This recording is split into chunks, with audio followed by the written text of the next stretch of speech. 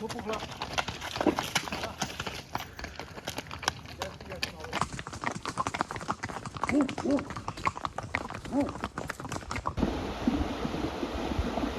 Karşıya bak.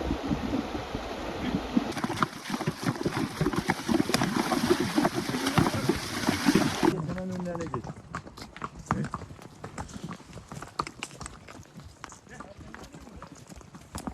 Siz geçin. Dur ben. Dur kızım.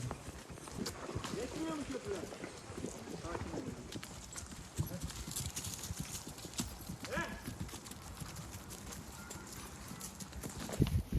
Zaten bu kendi kendine gidiyor. Geç oradan arkasına geçsin ha.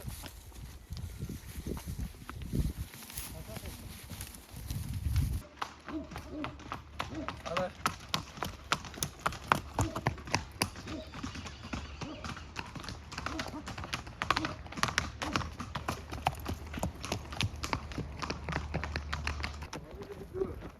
Bir akşama kadar bir daha çıkarsa ben biliyorum.